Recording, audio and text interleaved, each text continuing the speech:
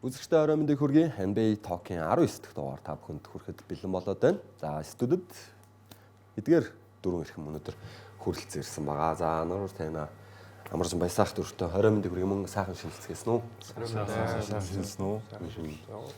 За өнөөдрөөс ерөнхийдөө ажилдаа ороод хүмүүсийн баяр наадам дуусчих шүү гэн тэ. NBA Talk-ийн нэвтрүүлгийн мэдээж платин ивент тгчээр үндэсний дээдлийг аль биесны ап Токи. За тэгээд Токи дээрээс тоглолтын хуваар бол статистик бүх мэдээллийг авах боломжтой шүү. Мөн платин ивент тгчээр сагсан мөнгөний спортыг дэмжиж хамтдаа дөрвөлжлөх нь хамтдаа илүү Coca-Cola уучлаарай. За нэвтрүүлгийн платин ивент тгч PC Mall, за Apple, Samsung, Huawei, Honor брэндүүдийн бүх л төрлийн гар утсыг урьдчилгаагүй лизингээр авах боломжтой. Мөн нэвтрүүлгийн платинum ивент чи дараа хэсгээр хэлэх юм байна. За уучлаарай би жоохон дутуу нөртэй ханиацтай ер нь жоохон цагаан сар юу гараагүй байж. Гүү өчтөр шүн буусан.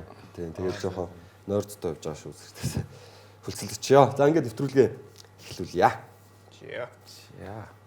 За эхний тоглолтын таймер шууд эхэлж байгаа юм байна. Los Angeles Clippers Orlando Magic багуудын тоглолтын таймыг та бүхэндээ үзүүлье.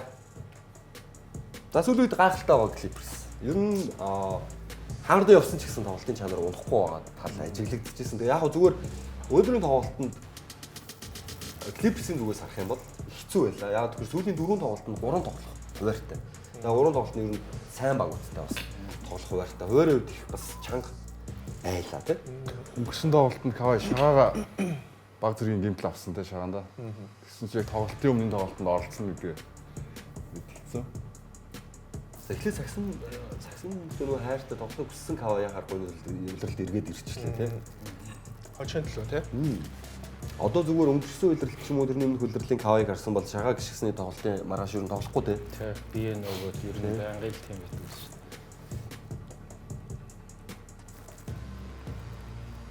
Тэгэхээр яг юу нөлөөлч үү те? Өмнө нь одоо жишээ нь үнэхээр одоо бэрхшээлийн асуудалтай байгаад байдаг юм уу? Эсвэл одоо сакс тоглох хүсэлгүй байгаа гэсэн юм уу? Одоо тэгээ ингээд нэг хүсэлтэй болчиход байгаа юм уу? Эсвэл бэрхшээ болчиход байгаа юм уу гэдэг. Эсвэл нөгөө хэрэг бас байгаад байгаа юм уу те? Тий.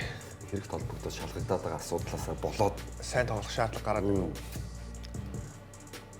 Говн юм ярьдаг бол асуух мэдчихмээр хэ.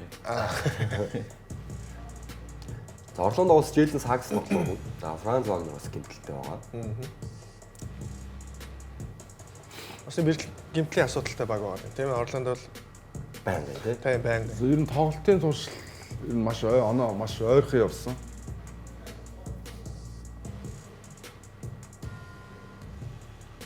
За ингээд матур гой цагаа хараагүй. тийм ээ. Нэг хэл тайван. Яа уг нь бас шилэх боломж гарсан тийм ээ.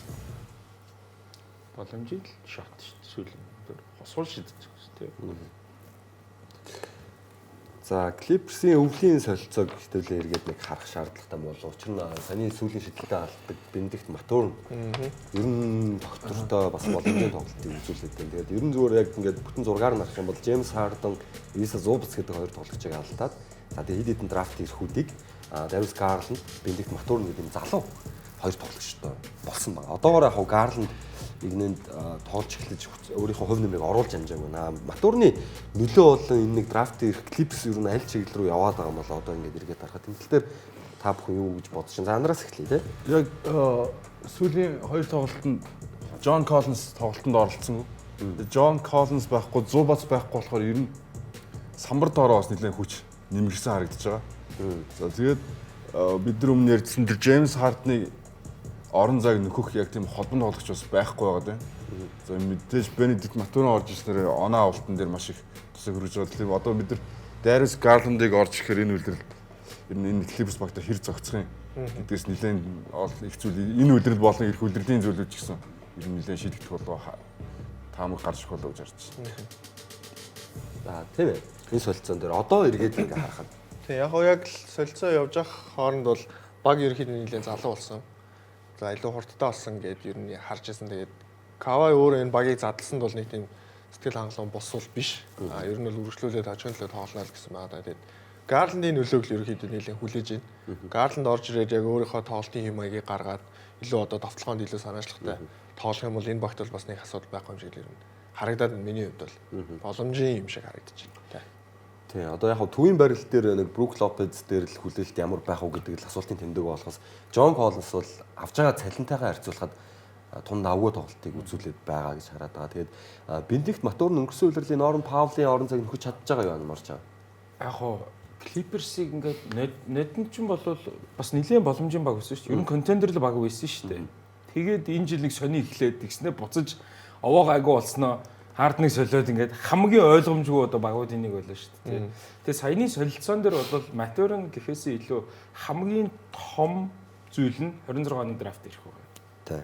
Тий. Ер нь бол одоо бас нөгөө Госидос өгчгөөс тэр 29 оны драфт ирэх. Бид нар чинь нөгөө дараа нь ребилд хийх юм уу? Хэрвээ одоо Кавайг одоо тий 50 сая нөхгүй явуулъя гэвэл нэг юм ирээдүй ямар нэгэн Clippers тогт байгаагүйсэн байхгүй. Тэг яах юм? Хайчих юм? 30 гарцсан 2 одтой хаашаа явах зам нь тодорхойгүй. Гэтэл энэ дээр бол нэг жоохон ч гэсэндээ гэрэл гарч ирж байгаа нь тэр саяны солилцоон дээр би тэр драфт ирэхүүдийг хараад за бас зүгээр нөгөө тэр драфттай биш шүү. Нөгөө trade piece гэдэг те.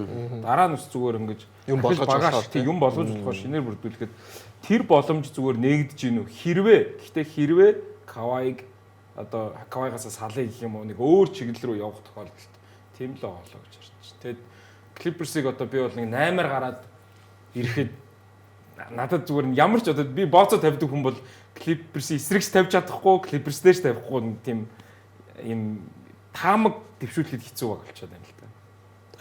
Өнгөрсөн үеэрд ер нь Гордны тэр нэг базар байгааг бол бас дуусчихсан цугаас. Тэгээ ахаад араас нь үргэлжлүүлээд явхад те. Сэвгүй байсан те.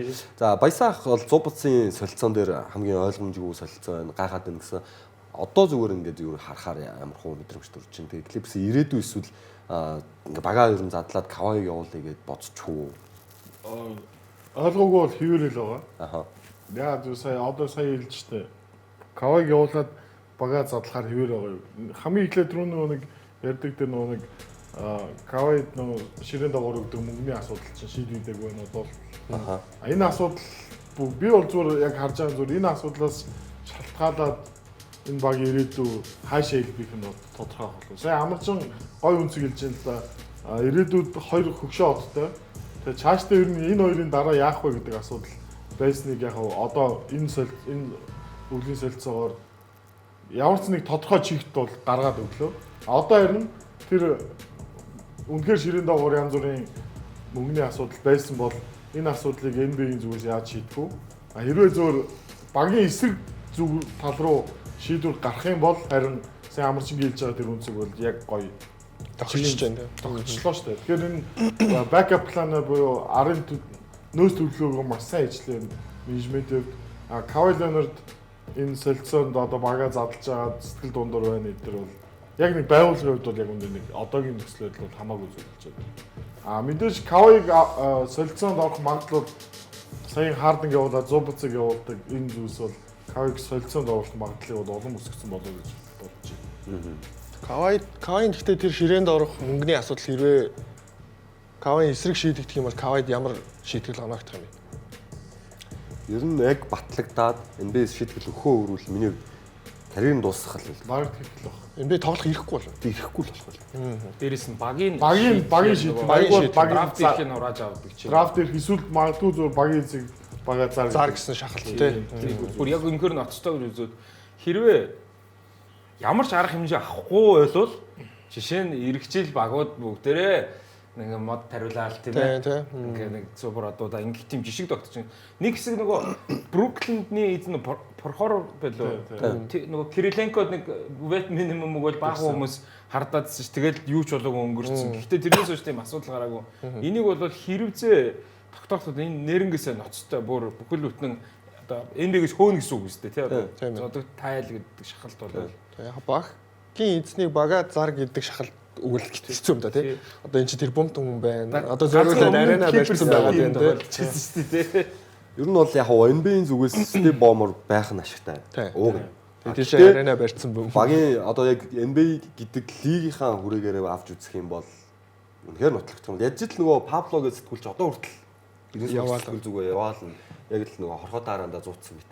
Угсаа маш том сэдв барьцсан. Тэр сэдвүүн ч гэсэн амжилттай хэрэгжээд байгаа учраас сэтгүүлчийн хувьд бол ажиллаа маш сайн хийж байгаа гэж харж байгаа.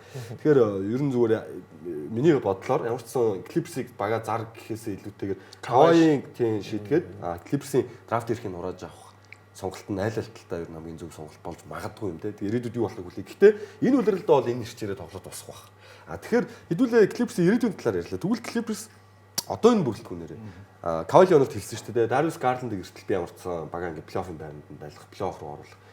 Өөрийнхөө чадах бүхний хийнэ гэж хэлсэн. Бенедикт Матур нь болохоор тайван лууд сахалжуулагч бол ингээ нааг ураа маш гоё ашиглаж байгаа. Яг яг хүснээр нь тоглуулж байгаа юм. Аль ал багийн лид хийж байгаа тоглогчд нь бол сэтгэл хангалуун байгаа. Тайван лууд сахалжуулагч гэсэн өөрөө Матурны тоглолтод маш сэтгэл хангалуун байгаа. Төгсгөлийн мөчөд Матурнаар хөлбөр явж илээ. Kawhi биш. Тэр бас их таалагдсан. Тэгэхгүй бол ер нь зүгээр сүүлийн хожлууд нь дандаа Kawhi ISO тоглолтуудын хожил байсан бол ингээд дахиад нэг сонголттой болчихлоо гэж боддог. Тэгэхээр ингээд Garland гэнтлээсээ эргэж ирээд за Derek Jones Jr эргээд ирчлээ. John Collins сайн байна. За сэлгэнээс нөгөө Sanders Center-гээ залуучууд нь мууг байна гэдэг. Энэ багийг бүрэн бүрэлдэхүүнээрээ ингээд плей-оффд орох юм бол хэр хол явах бол гэж харж байна. Хол явах аль барилдаа гарах шалтгаан л да. 6 7 8 гэвэл хол явахгүй нь ойлгомжтой болох. Эхнийчт нь зөв нөө нэг юулээ ямар ч гэсэн алж чадахгүйсэн амархан олж чадахгүй л тий. Яг сагсанд орчуулсан юм байна.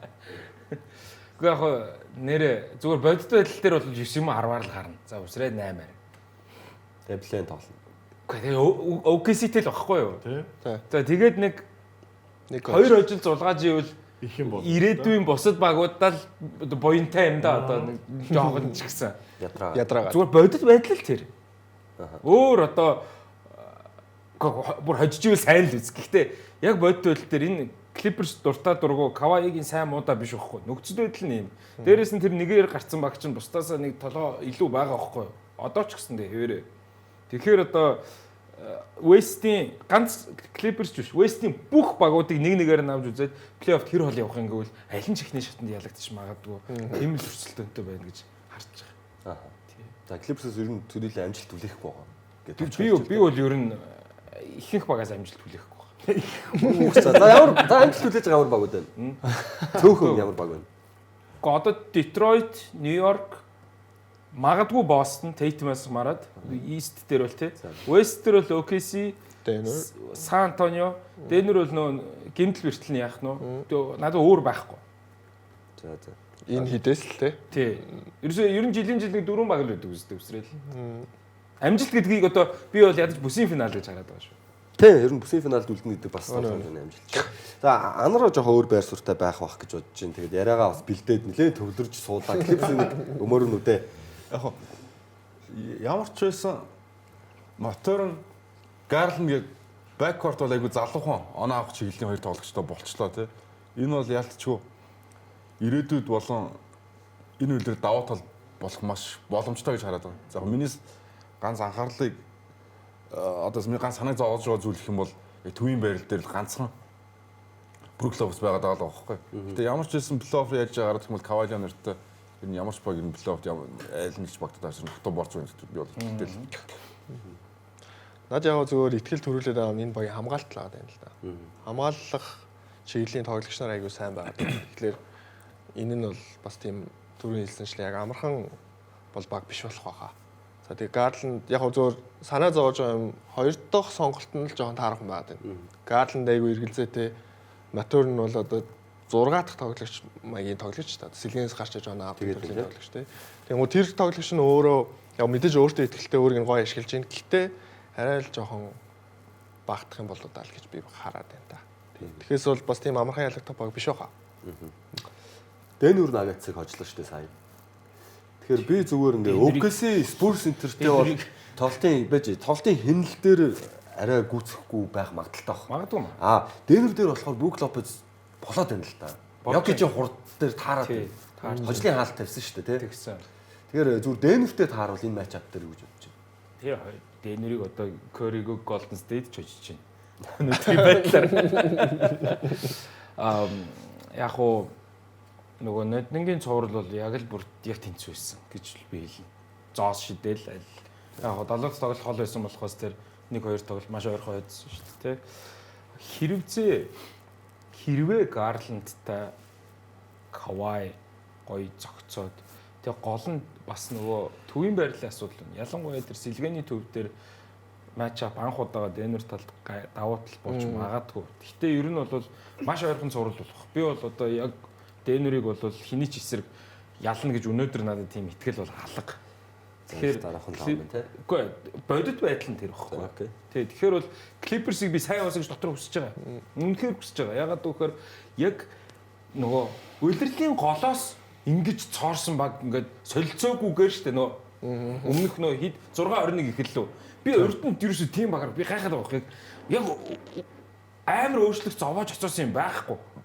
Тэгээд гинт ингээ огцсон хэд нөгөө тайлууч нь 35-20 гэдэг зорилго тавьсан байсан шүү дээ. Сүүлийн 55 тоглолтод одоо тэр пейсээс хол явж байгаа шүү дээ. Тэгэхээр нөгөө хүний муу дуртай зам маань юу болохыг хармаар байгаа байхгүй юу? Дахиад цаашаа ингээ улам ингээ бусдыг ингээ төвөөгээсэй гэж хүсэж байгаа. Надад бол зүгээр яг хөө бүгдээрээ л нэг юм зүйл дээр санал нэгдэх юм. Rotation юу нэмгэрхээр яг нөгөө тэр 2 дугаар үеийн төгсгөл 2 дугаар үеийн эхлэл 4 дугаар үеийн эхлэл дээр алдчихад яалтчгүй ур чадвар л дутагдана. Матер нь ялч дутаад байгаа байхгүй. Тэрэн дээр л асуудал байна. Тэрнээс биш бол тэгээд алдах юмгүйг л нөгөө We Believe Warriors шиг зоогоод үзүүл одоо тэгээд сайхан л шүү дээ. Тэрэн дээр Гарланд ирчүүл нэмэр болж магадгүй. Тийм, Гарландыг л хараад төлөө. За тэгвэл солигдсон Джеймс Харден нөгөө талд бас сайн байна. Ер нь айл алталтай ашигтай солилцоо болсон байхыг үүсгэхээр ийм хэвчлэлтэй харагдаж байна одоогоор. За Джеймс Харден та хаус тавтыг байлаа. Өнөөдөр хүртэл те. Тэг ингээ харахаар ер нь ялагч юм шүү. Оцсон баг болоо сайжруулж байна. Тэ? Дандаа 60-аас дээш юм ажлын амжилт үзүүлэлт юм байна. Гэхдээ нэг зүйл байгаад гэдэг нь улирлын тоглогч байдаг. Хаана очиж хожигдчихдаг вэ гэдэг нь л шүү дээ. Плей-оффт ч ялангуяа тэр Нетсээс эхлээд те. Плей-оффт их хэцүү болчиход байгаа ш тартаж байна. За Кливлендийн эхлэл гайхалтай болоо гайхалтай. Өөрөө хожлын шүтлтүүдийг оруулаад яг тоглохгүй байгаа Гарландыг бодвол угаасаа холбох чадвар сайтай. Төвийн тоглогч сайн ашигладаг. Лоб тоглохоо Джеймс Хардентай Кливленд. Ягаад баяртай. Тэгээд тоглооны анхаарлыг өөртөө сайн татна те. Энэ график Хардныг магтах зорилготой байх л да тулгаа. Тэгэхдээ нэг Хардны фануудыг магадгүй дургүйг нь өргөхний юм хэлчихээ л да. Гэхдээ ер нь бол хитгэн зүйлэл ойлгомжтой байж ирсэн юм байна. За 5 дугаар цахилгаан станц баригдахгүй юм байна. Ер нь. За. Ер нь одоо бүх парламентод манай улсын хурал нэг мэдрэл муутай хүн байд юм байна. Тэгээ Джеймс Хардны honeymoon period гоё байдаг юм байна. Ер нь бол нэг хитгэн certain батны зүйлс байна. Джеймс Хардн бүх юунууд маш гоё эхлүүлдэг. Хьюстны тэр залуу OKC-гээс явсан Джеймс Хардн яа 30 40 50 оноо дараалж аваад яаж гэлж ийсэн. За тэгээд юун дээр Nets дээр байна.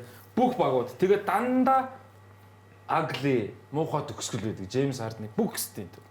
Крис Полыг авчирдаг ингээд дандаа KD-тэй тоглосон. Тэгээд багийнхантайгаа асуудалтай. Гоё би Кливлендийг Харднаас өмнө гоё баг гэж ер нь харсаар ирсэн. Харднтай ч гоё байх. Гэхдээ Харднтай эхлэл дандаа гоё байдгийн. Төгсгөл нь дандаа муухай байдгийн.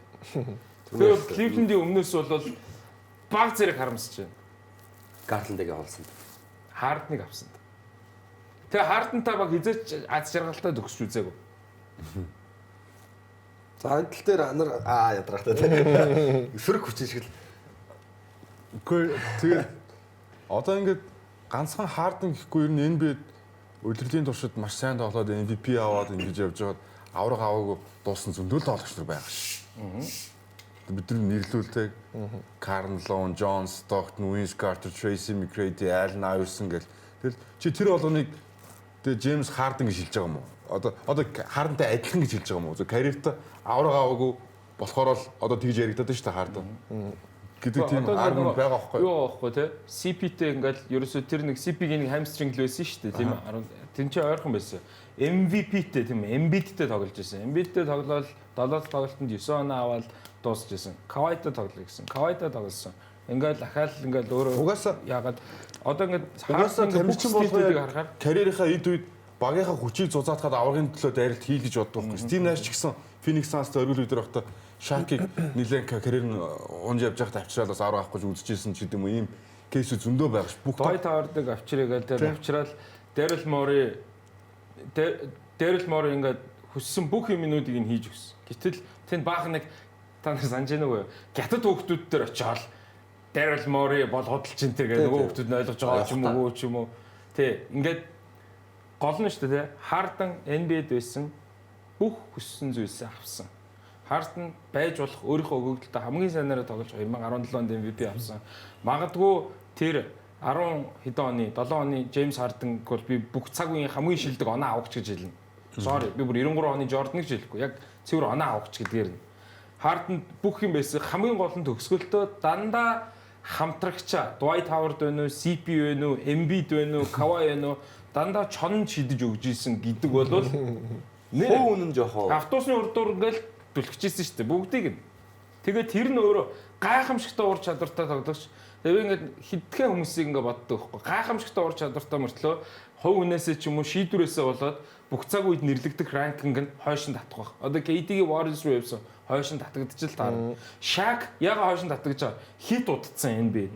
Ингээд иймэрхүү шалтгаануудаас болж хойшин татагдж байгаа хүмүүсийн нэг нь Harden юм аа л гэж байна. Тэгээ яг хуу 5-0 байгаа нь гоё байна. Би бодлоо бас ингээд энэ хүн одоо бүгж авчвал good гэж хэлнэ. Гэхдээ ягаад өнөөдрийг хүртэл 2000 хэдэн оноос хойш тоглож байгаа. 8-9 оноос хойш авраг аваагүй.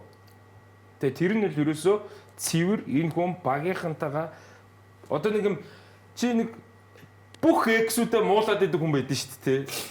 Тэгээ бүх дандаа амьдралдаа муу үнтэй учирсан. Гэтэл асуудал нь нэг удаа толин тараад бий байсан юм биш үү гэж Хардсан. Хардн бол би тийм гэж хэлэх гээд байгаа байхгүй. Байж болох бүх гой сайхантай учирсан шүү дээ. Маш том мигато тоглогч байгаа тэр үнэ. За өөр байна уу харин. Гэхдээ яг хөө тэгээд харин тэгэл ярил зөндөл юм байна л та. Гэхдээ одоо зүгээр одоо энэ перспектив тэгвэл энэ удирлаач гэсэн өөрсөж болох л байхгүй. Одоо Джеймс Хардны карьер дуусаагүй байгаа байхгүй. Тийм ч болохоор Клифленд би ирсэн болоо гэж харж байна. Тэгэхээр бид нар харин яг хөө Джеймс Хардны хамгаалтыг Клифлендийн хамгаалтан дээр сул тал авчирж гинүү гэдэг талаас нь харуул бас нэг үнцэг болж болох байх. Гэхдээ Гарланд хамгаалтан дээр тийм сайн байгаагүй. Тийм болохоор нэг би бол нэг асуудал байхгүй. Харин ч маш сайн баг дээр ирсэн. Тэгээ өөрөө сэтгэл хангалуун байна. Одоо тэгээд чинь Джеймс Хардны баг биш. Тэм болохоор Джеймс Хардн одоо өөрөө хичээхээс өөр сонголтгүй үлдсэн болохоор би энэ үлдэл ер нь Клифлендийн нэлээд дээш явж болов гэж хараад шүү дээ. Тэгээ гэрээний жилэн шүү дээ. За ер нь Джеймс Хардны карьерийн турш байсаах бол ер нь жоохон overrate толж гэж ер нь боддог. Тэгээ эцэж аврах авахгүй гэж боддог. Тэр бодол нь мэдээж улам жилээс жилд батлагдаал өөрөөс баталгаажаал явж байгаа. Зөвхөн Кливленд дээр 60 70-тай нэгдээд 60 70-ны одоо нөгөө оноолоодсэн 60 70-ны гялалзуулж байгаа. Тэгэхээр Хардентай 60 70 Харден 60 70 ийм байгаа юм байна баясаах. Яг энэ тал дээр одоо Mobley 60 70 хоёр яг харахгүй энэ багийн амжилт гаргах гол үндсүүдийнх нь нэг нь байсан. Гэхдээ 60 70 энэ үйлрэл үнэхээр ашиглагдаж чадахгүй байгаа гэсэн бол одоо буцаад гялалзаад эхэллээ. Би Джеймс Харден хэрвээ зөв Cleveland Cavaliers дээрээс нь энэ баг энэ байгууллага Джеймс Харден номер 1 тоглогч гэж үзэх юм бол би аврахгүй л гэж хэлнэ. За номер 2 болчихвол. Номер 2 болчихвол энэ ч боломж байгаа байхгүй. Сая амарч хэллээ шүү дээ.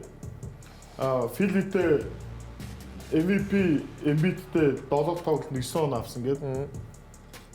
Хоёр дахь тоглогчоор бол энэ ойртоод байгаа байхгүй юу? Аврах шанс нь. Тий.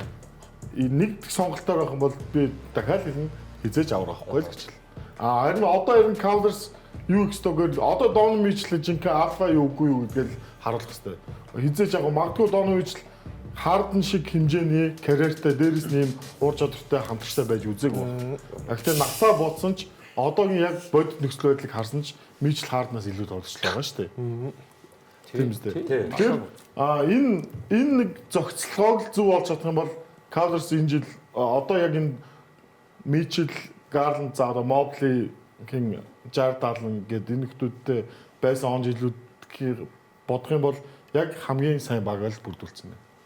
Өмнө Cavaliers ягаад ч нэг юм дутаад байдаг гэдэг. За зөв магадгүй зүгээр тэр үед болохоор надад Mitchell-ээс илүү нэг сайн тоглож байх ёстой л гэж бодож байсан. Гэхдээ Hard ирсэн шүү дээ. Гэхдээ Harden бол Mitchell-ээс толгой дутхгүй нь ойлгож шүү дээ. Нэг төвшөнд л очихоор. Гэхдээ яг энэ хоёр сонголтын дээр баг нь зөвөр Mitchell алфа гэж үзэл зүтгэцэн дээр бол л гэж харж байна. Одоо яг бас шаардлагатай үед зөвхөн Mitchell ганцаараа тоглоод эхэлдэг байдаг шүү дээ. Плейофф. Яг ингээл дөрөвдүгээр үед бусд нь алгуулцдаг. Бөмбөгөө тавьдаг. Яг одоо болохоор Harden туршлагаа заагаад тэр үед нь хань болох шаардлагатай байна. Тэгээ магадгүй Harden энэ төр цэвэр холбогч байгаа гэдэг 15 6 он авсан ч заавал 20 он авах шаардлагатай. Энэ наад үзэгч шүү. Тийм. Тэгээд Jared Allen ингээ 20 орчим он авахлаа. Evan Mobley магадгүй Harden энэ багийн 3 дахь литр орох гэдэг байгаа байхгүй юу? Evan Mobley хамгаалтын ноён нуруу. Тэгээ Harden өөрийгөө тэгж үзэж чадвал шүү дээ. Тийм. Тэгээ өөрөө тэрийг хүлээн шүүж чадвал айгүй гой том боломж байгаа нь аврын төлөө гарах боломж байгаа байхгүй юу? Яг гэвэл East өөрхөн бүст нь Pistons гэдэг туршлагагүй залуу бүрэлдэхүүнтэй хизээч хаач хуурч магадгүй нэг тийм топ баг байгаа байхгүй барьцгүй. Тэгэхээр ийм бага үед нөхцөлтөөр нь зүр яг плей-оффт нэг туршлага хэрэг болдог гэдэг шиг Cavaliers харин яг энэ жил аврагын төлөө дайралт их бол маш өндөр боломжтой болчихлоо. Ийм 1-2 хамгийн одоо backcourt яг нэг дээр тоглож байгаа, хоёрдугаар дээр тоглож байгаа, хоёр тоглож. Хэрвээ Harden хоёр лидерийн нэг бол хоёулаа багийн шилтгэн байгаад авраг авсан тохиолдол гэхээр за би Найтингийн OKC-г бодож байгаа. Тэ Shea J-Dub-тай. Нэг нь MVP байсан байхгүй. За тэрний өмнөх рүү ингээ яваад үзэхээр 22 оны Warriors-ыг оруулахгүй. 22 оны Warriors. Яагаад гэвэл Andrew Wiggins-ыг бодох юм бол за small forward гэж явж. За тэгвэл 15 оны Warriors байгаа байхгүй. Нэг нь MVP байсан байхгүй. За хоёр шилдэг тоглож хоёулаа backcourt байгаа тохиолдолд нэг нь заавал MVP байж ч аварга. Тэр чинь big man combo нь хэрэгтэй. Тэгээ ялангуяа хоёулаа нөгөө бөмбөг эзэмшилттэй боол доминант тийм ээ. Тэгэхээр энэ дээр одоогийн байдлаар бол надад эргэлзээ төрж байна. Уучлаарай би тийм Cavs hater шиг сонсогдож байгаа юм шиг бол бодит байдал нь бол ингээ 2 дугаар раунд байна гэж хараад өнөөдөр юм байна. 2 дугаар раунд. Окей. Өнөөдөр OKC-тэй тоглосон. За 5 дараалж хочсныхоо дараа аврагуудтай тоглосон. Shea болон J-Dub байхгүй. Тий.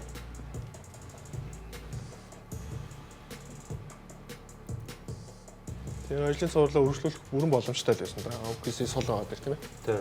Жинхэнэ бодит хамгаалттай нүүр тулсан да. Маш их бөмбөгөө алдаж эхлүүлсэн Cavs. Энэ залууч гялцж байна да. Энэ Max Strus ирэхгүй байсараа дуусах нэ. Читэй.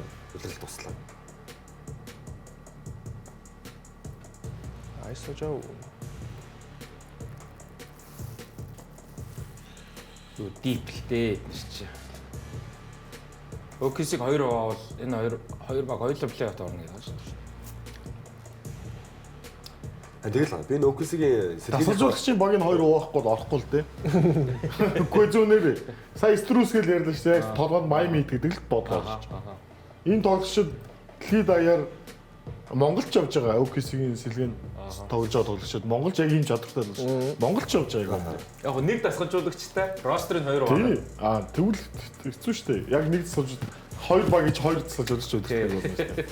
За баясаа хата бас санал нэг байна. Одоо нэг жишээ хэлээ л да тий. Одоо Азия Жог Sixers ашиглахгүй шууд хассан шүү дээ. Тэгсэн чинь хогон дээрээс түүж аваад өнгөрсөлрөл хэрхэн ашиглаж авраг боллоо. Тэгсэн чинь тэгэл Филид гялзаж чадахгүй минутгүй болчиходсэн Jared McCain-ыг авчираад энэ өмнө тоглолтод 27 он авлаа. Тэгэхээр бас тасалжуулагчдын багтаа асуудал. Холбоотой одоо энэ зөв юун дээр дэлгэсэн дээр 34 номертой Kenrich Williams тоглогч. Ер нь л байхгүй болох гэсэн тоглогч шүү дээ. Одоо энэ тоглож ингээл бүр тогтмол зүр яг зүр тасалжуулагч янз бүр л байгаа тоххол та. Нэг одоо энэ сүүлийн үед нэг дэлхийд даяар сагсан бөмбөгийн сонирхч эсвэл ийм мэрэгчлүүдийн яриаг сонсохоор нэг ийм шинэ сургууль, хуучин сургууль гэдэг яриа аяг гарчаад байна. Зүгээр тоглох зарим тасалжуулагчд нь болохоор хуучны тасалжуулагч болохоор чи заавал энийг хийх л ёстой гэдэг зүйл ярьдаг. Шинэ үе нь болохоор чи энийг хийхин тулд юу хийх ёстой вэ гэдэг нь эсвэл чи зөвхөн энийг чаддсан юм чи энийг л хийгээд бай гэдэг байдлаар ажилладаг ч юм уу. Тэгэхээр зөв магадгүй зүгээр OKC-гийн зүгээр миний ажилладаг сүүлийн үед NBA-гийн ялангуяа тасалжуулагч шинэ тасалжуулагчид үнэхээр яг ингээд бусдад гологдсон чамаагүй тийм тоглогчдыг гаргаж ирж чадаад байгаа болов уу гэж байна.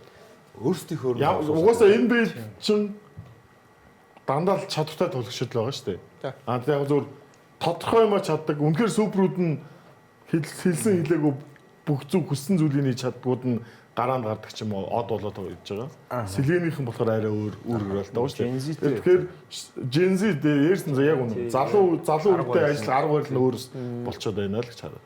Яг надад энэ тоглолтын дээр Cleveland хийсэн нэг зүйл ерөөс таалагддаг. Тэр нь 24 оны драфтын эхний дөргийн 20 дахь сонголт Jalen Tyson гэж тоглогч гараанаас маш сайн тоглож ирсэн. Одоо улирлын туршид 13 оноо 5 самбар 50%-тай довтлож байгаа. 3-47%-тай шидэж байгаа энэ тамирчнаа гараанд болж исэн тоглогч сэлгэрөө оруулж байгаа.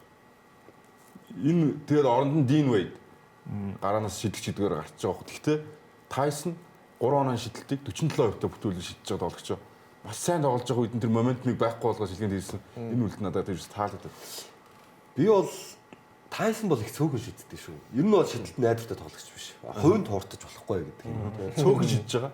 Гэхдээ тэгэхээр талбай таваа тарин ашиггүй байгаа. Сонсогчтой яалчгүй хуучинсан. Одоо ингээд талдаа. Одоо ингээд наад чинь болохоор Хард ирсэнтэй холбоотой болчиход байгаа. Тийм. Хард ирээд нөгөө хоёртоо пик н рол явахад Tyson саадлаад байгаа байхгүй. Tyson-ыг сул орхихыг гэвэл үнэхээр орхиж болоод байгаа ч юм. Дин үед гараад ирэх илүү нуруулаг болон шидэлтийн сайжруулж байгаа. Дин үеийн шидэлтийн гүйцэтгэл муу байгаа боловч сул орхиж болохгүй юм өндөр тоглож болчиход байгаа байхгүй. Тэгэхээр би бол энийг Хардны тоглолттой холбоотой. Шидэлтийн орлогыг харах юм бол Дин үед Tyson-аас 2 дахин бага шидэж байгаа шүү. Тийм. Tyson ч одоо энэ үлрэл сая би яг анарыг хэлэхэд нь Tyson-ыг гинт баг өнгөрсөн 7 хоног лөө статистик харсан. Хард ирэхээр ер нь энэ багт юу болох нь гэдэг. Tyson ч баг 13 4 оноо дунсалж чадаад тоглож шүү дээ. 13 4 оноо NBA дунслана гэдэг чинь тэр тоглогчоос доороо яад нэг 10-аад шидэлтийн бүтэн тоглолт 3 байна уу 2 байна хамгаалалт 10-аад шидэлтийн орлого ирж байгаа тоглогч байхгүй юу?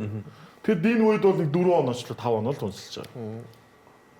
Тэр харин яг анартай яг санал нийлж. Эсвэл товтлооны баланс байж болох уу? Тийм тал байж болно.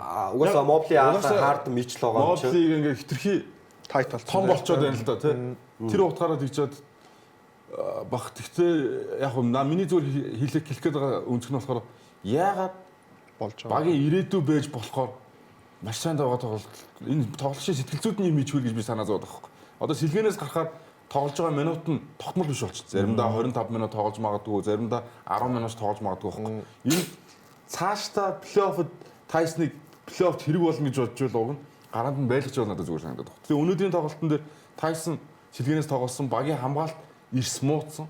OKC 3 оноо шидэлтээс 41 орлого хийж 21 хийсэн байгаа. Тэр хамгаалалт бас тодорхой хэмжээгээр Tyson-ыг байхгүй болохоор надад мууцсан юм санагдсан. Замс ингээд 5 дараалсан хожил нь зогссон ба. Тийм. 2025 оны 12 сарын 20-оос хойш хамгийн сайн амжилттай байгаа багуудыг харуул Cavaliers тэргүүлж байгаа юм. Бид бас төрийг анзаараа.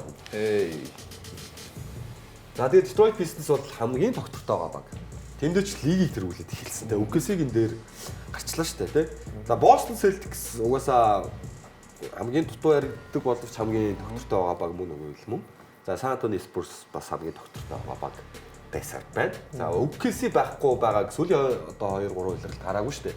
Ер нь 3 улирал өмнөх аврах авахын өмнөх улиралдсан OKC бүсэд тэргүүлсэн шүү дээ. Тэгэхээр сүүлийн ингээ 3 улиралд анх удаага OKC ингээд ихний дөрөвт байхгүй хаа харж байна. Бас сонирхолтой. Гэтэ ер нь энэ дөрөв тэгэл OKC-г өрсөлдөгч нар л байгаа шүү дээ. Нэг сонирхолтой аврах сонирхолтой юм дорн бүсийн 3 баг сайн амжилттай явж байна. Тий. Гоё байна. Надад өрөндийнхэн байх. Яг бүс сул байгаа юм. Хоорондоо өөрсдөө их тоглоно л да. Хоорондоо их тоглож байгаа шинжилтэй. Гэхдээ яг бас хамгийн муу амжилттай баг өрөнд бүсдэр л байгаа л да. Тий. 10 хэдч дараа л хожигдчихлоо нэг баг байгаа шүү дээ. Би одоо жишээ нь ингэж одоо яг бүсэн муу, жигд муу гэдээ харж байгаа. Гэтэ би бол одоо жишээ нь Шарлот Хормоц тий Жигд муу. Шарлот Хормоц сэдж тавьж байгаа. За 10-т гэж бодъё л доо. Өрөндийн 10-т тавьж байгаа багийг би бол хойчих потенциалтай л гэж бодож байна. Жишээ нь яг ингээд бас бүсээр нь. Энэ удаа бас магадгүй. Ер нь бүс хоорондын юуг л харна л да. За улирал эхлэхийн өмнө ба одоо аврах магадлал юм болж өршөлтөд байгаа юм да. Өгөөсөө ер нь жоохон бусдаасаа хол байсан бол одоо ойртоод эхэлсэн зүгээр харагдаж байна. Тэгээ өгөөсөө ер нь тасрах авир л байна то. Cleveland бүр 3-т явж шүү дээ. Эхлэх үед. Эхлэх үед те. Одоо бол 5 даа. 5 руу орсон байна те. Одоо энэ Бостон байхгүй байж байгаа 4 руу орсон. Тийм биш. Спорс бас байхгүй байж байгаа 3 руу орсон. 3 руу орсон. Детройт бас байхгүй ч 6. Тэгэхээр энэ 3 баг яа харахгүй хүлээлт авсан 3 баг байна. яг ч саяны Одоо тийм энэ дээр хараа. Бостон Celtics-ийн хөгжинд энэ ч хар те зөвхөн би биш байхгүй. Дэлхийн нийтээр Бостон хүлээлтгүй л байсан байхгүй. ер нь бол энэ үйлдэл хайх жаргалтай үлрэл. Тэгээ одоо намайг ганцаараа нэг Бостон гэсэн юм шиг байна. Сан Антонио бас огт эхний 10-т байхгүй. 3 руу. ер нь тэгэл Бостонгийн фэнч өөрсдөө ер нь баярлал чимээгүй л байгаа шүү дээ. Тийм. Ер нь юугаа хараад Тий, ер нь сүсгэлээ. сүсгэлээл за одоо Тэйтэм ирэхээр ер нь дуурч эхлэе те. Одоо бас те. Тэгээ олон юм ярьж эхлэегээр ер нь байж байгаа шүү дээ. Менежмент нь үчээвчийг авчлаа тийм. Ер нь зүгээр хүлээлтгүй байж байгаа зүгээр гинтийн гиднес солилцоо шүү. Спорс дээр бол гэхдээ ер нь уйлраад эхэлж байгаа хэдүүлээ дуу нэгтэйгээр хүлээлт байсан шүү те. Байсан. Плей-офф орно гэж угаасаа бодож ирсэн. Ямар нэг Арай юм тийм биш. дээгүүр ажиллаж болоо. Би ингээд гэж хэлж ирсэн те. Багаар Wemby-гээс айдаг айдснууд чинь нэмэгдэхгүй байна уу? Өдөр их тусав нэг л. Яг нэмэгдчихлээ аваад. Сая тэр нэг юм Юм тохолтой. хугарч мугарч бай дээ л гэж санааз байгаа хөдөлгөөнүүд энэ. За ингээ удирлын 2 дугаар хагас эхэллээ. Яг жинхэнэ NBA одоо аврагын төлөө хөрсөлтөө багууд хожлын төлөө. За одоо энэ сүүлийн 20-25 тоглолтод ер нь багууд аль өндөр формтой плей-офф руу орсон баг аврах магадлал нь ер нь ихсээ өвчдөг. Тэгээ бэрхтлийн хэмтлээс хол те. Тэгээ NBA Talking ч гэсэн ер нь талдаа орж ийн удирлын дугаарууд маань ингээ болохоор хамгийн сонирхолтой хэсэг рүү ярьчлаа. Тэгээ 2 дугаар хэсгээс эхлээд саний хүлээлтээс даваад байгаа баг болох Boston Celtics тэ Los Angeles Lakers гэх зэрэг багуудыг ярилцъя гэж бодож байна. Эхний хэсгээ энүүрээ дүндэрлүүлээ үзэгчтэй скэ хугацаанд сурталчилгаа үзээд 2 дугаар хэсгээр яриад уулзъя.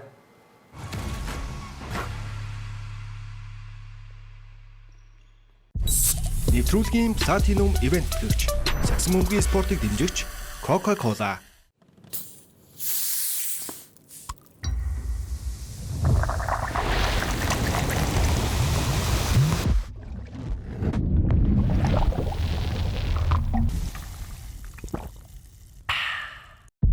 Нэвтрүүлгийн Platinum Event гэгч Future of Lifestyle Toki. Монголын сагсан бөмбөгийн холбооны үндэсний дээдлигийн тоглолтын ажлыг Токи пикэмээр тааж бэлэг хож бөмбөг бөөрөнхий гэдэгдээ дараагийн удаа ямар багууд хоорондоо таарч хэн нь оч бол та зүүн зөвхөн нэгэн аль эсвэл сагсан бөмбөгийн орготон аль нь ч байж болно.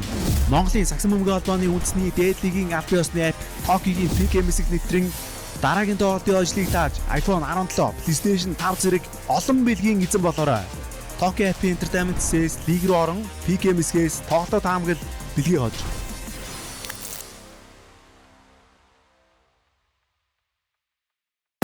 Нэвтрүүлгийн ерөнхий ивент тэтгэгч цахим технологи цахилгаан барааны дэлгүүр PC Mall.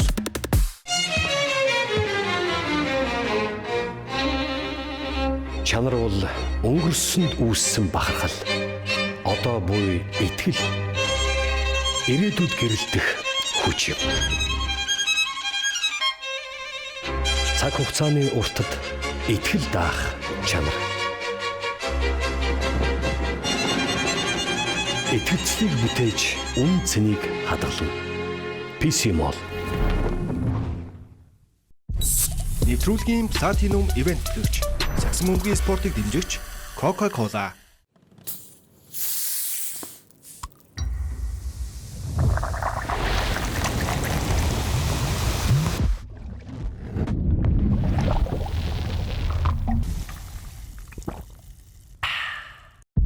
Нэвтрүүлгийн Platinum Event гэгч Future of Lifestyle Toki. Монголын сагсан бөмбөгийн холбооны үндэсний дээдлигийн тоглолтын ажлыг Токи пикэмээр тааж бэлэг хож бөмбөг бөөрөнхий гэдэгдээ дараагийн удаа ямар багууд хоорондоо таарч хэн нь оч бол Та зүүн зөвхөн нэгэн аль эсвэл сагсан бөмбөгийн оргоотон аль нь ч байж болно. Монголын сагсан бөмбөгийн холбооны үндэсний дээд лигийн аль биесны апп Токигийн PKMS нэвтрэн дараагийн тоглолтын ажлыг тааж iPhone 17, PlayStation 5 зэрэг олон бэлгийн эзэн болоорой. Tokyo App Entertainment-с лиг рүү орон PKMS-гээс тоглолтоо таамаглал бэлгийг хож.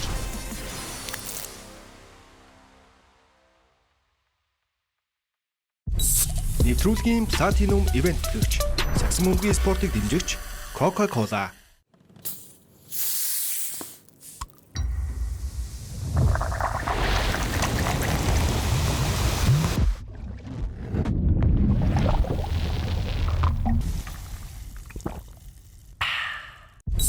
Нэвтрүүлгийн Platinum Event гэгч сагсан бөмбөгийн спортыг дэмжигч Coca-Cola.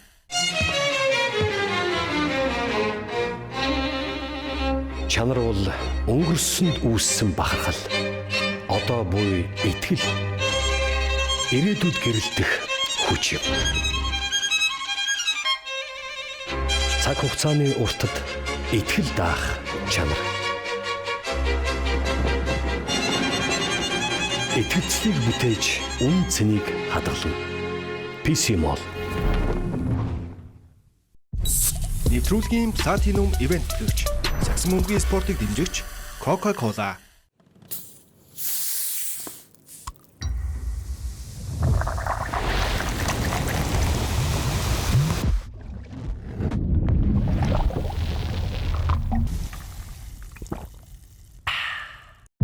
Нэвтрүүлгийн Platinum Event гэгч Future of Lifestyle Toki. Нэвтрүүлгийн Platinum Event гэгч сагсан бөмбөгийн спортыг дэмжигч Coca-Cola.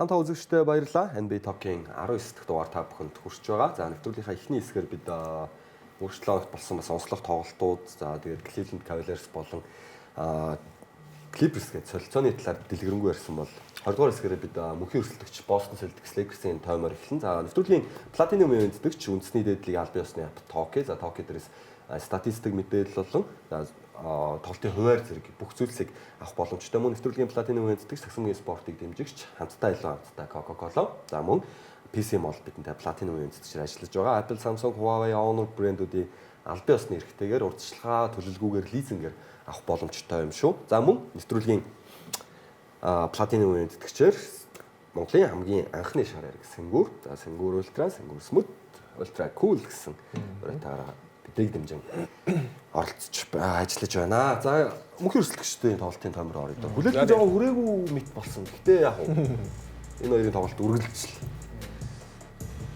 Гоё болдог. анхаарал байдаг. Поо. За энэ Келта гэдэг тоглолт гэхдээ яг үнэ гэлэхэд удирлыг тийм сайн эхлүүлээгүй харагдчихсан бол ингээд тоглолтоос тоглолтод Жо Мазула засгалжуулагчийн систем дуусаад талбай дээр 10 минут ч тоглосон бай, 30 минут ч тоглосон бай, өөрийнхөө өгөх зүйлээ өгч чадаад байгаа. Энэ удирлын бас ерөн зүгээр хүлээлт авсан, өөрийгөө дэлхийн нийтэд танилцуулсан юм тоглолтч болж гинүү да.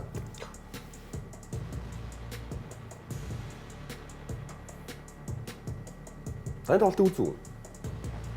Харсан шүү. Ер нь тэгээд нэг багуудыг харахаар бас нэг юм эрхлэх гэмтлийн асуудалтай байгаа багууд ч юм уу те. За тэгээд сайн коучинг багтай багууд нэг тийм шархтсан шонч юм бас нэг аюултай байдаг шиг.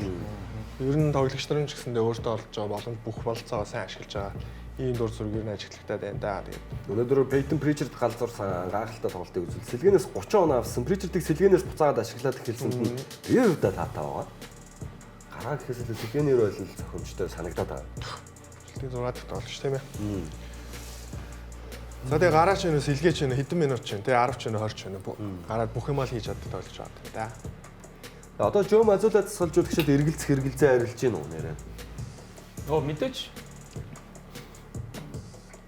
Жо Мазула би бол бүр юу яа за мэдээж Detroit талаас Жо Мазула дээр бол би бүр coach of the year байсан ч гайхгүй гэж хараад байгаа шүү дээ. Тэр чинь Гэхдээ харамсалтай нь Детройтыг авч байгаа. харин тэр яаж ч байсан одоо тэгээд Bickerstaff байна л да.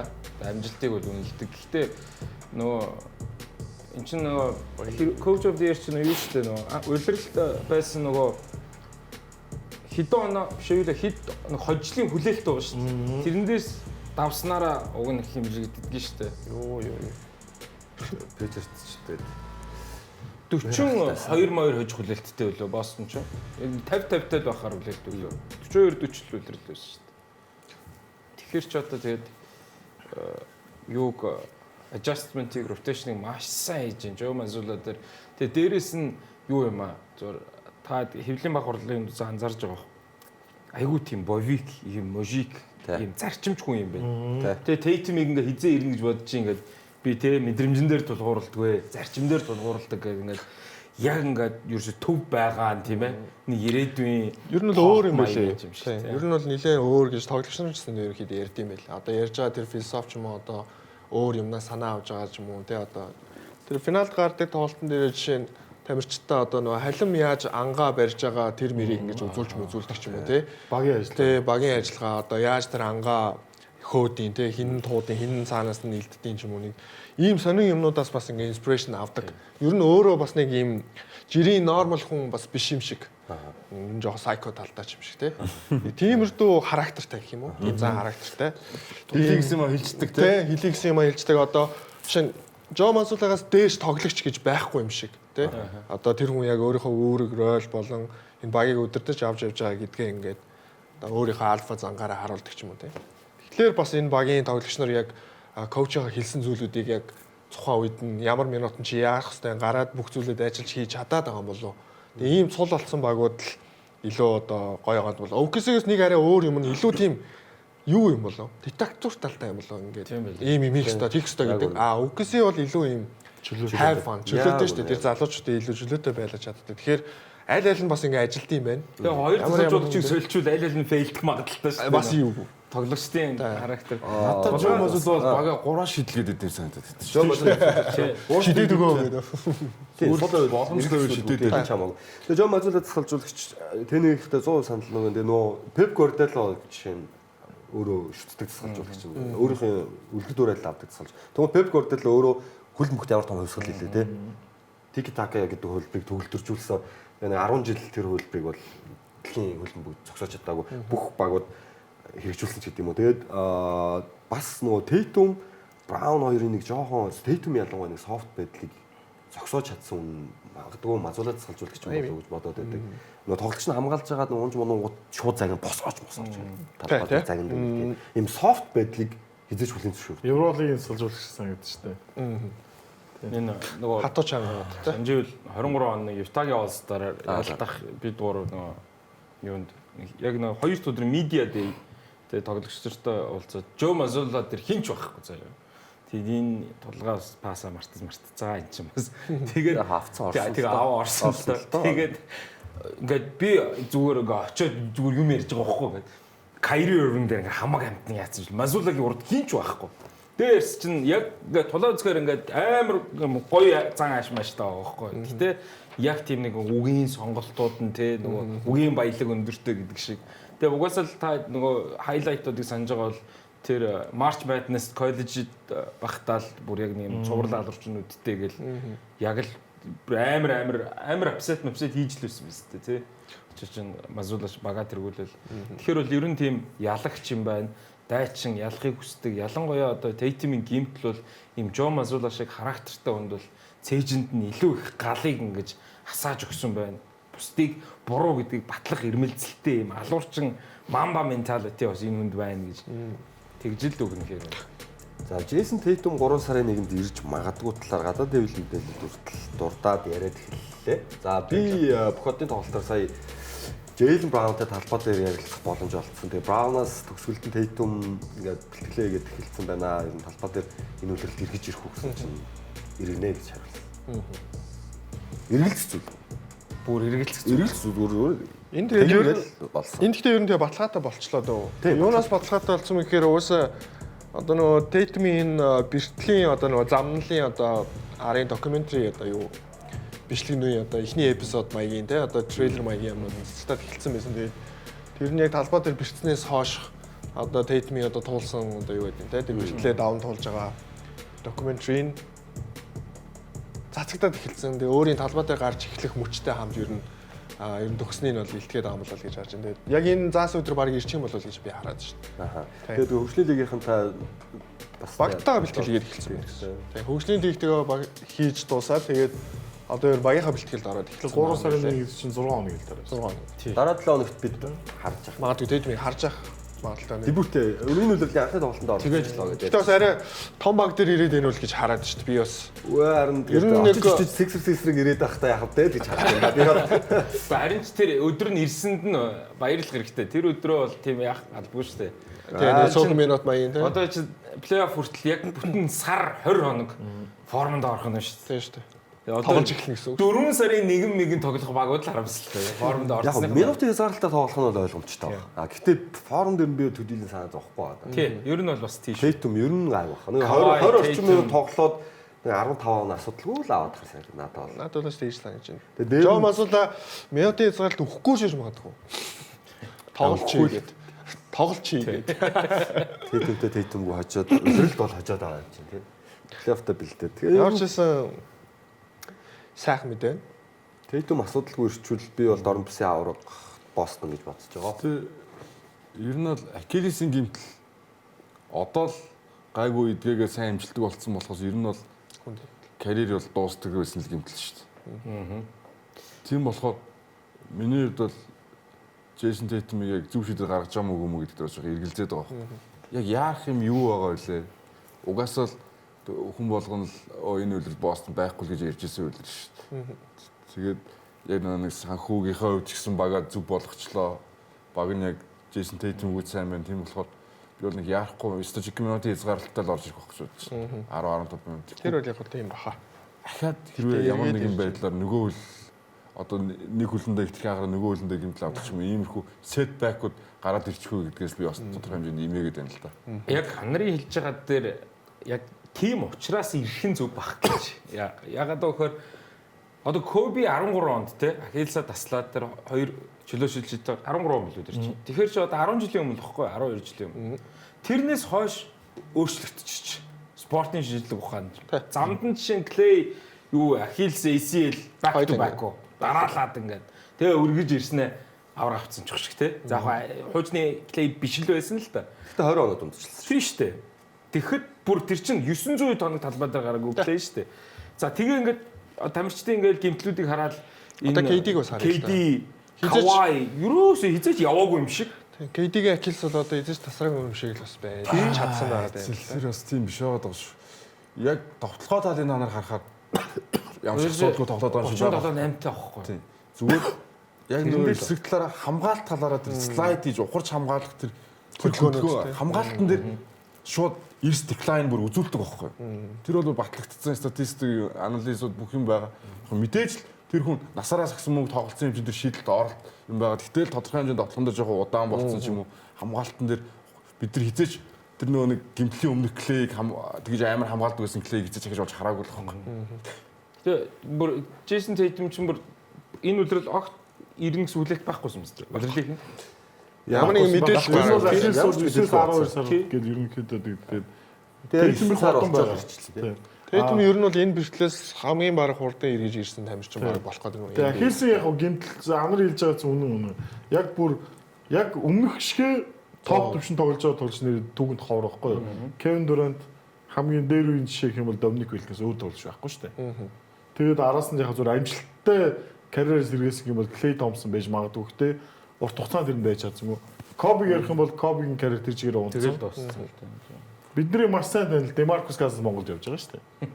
Гэхдээ Ахиллесийн гэмтэл Ганц Ахиллес том битүүнд бол бүр хэцүү. Тамирчдын хэцүүлтэй. За тэгвэл шар өмсгөлтэй багийг бас жоохон ярих гэж бодож байна. Остер Ривс эргэж ирээд хожоод байгаа мó хожихгүй юм уу? Тэг хожоолах шиг байлаа. За Ривс Остер Ривстэй Lakers гэнэ үлрэл. Ийм байна. За Ривс 20 он авсан тохиолдолд 16-3. Ривсгүй 14-12. Ривстэй 29. 25.6, 5.1, 5.9, 51.1. Окей. Одоо нэг энийг бид нар ойлгож харах хэрэгтэй гэж бодоод байгаа. LeBron James, Luka Doncic, Austin Reeves гуруула талбай дээр тоглоод Lakers баг өнөөдөр 89 он авлаа. Яагаад вэ? Нэг бөмбөгтэй юм байна гэж. 130 оноо ч юм уу алдсан байвал ойлгоё. Хамгаалалт нь болох байна гэдэг.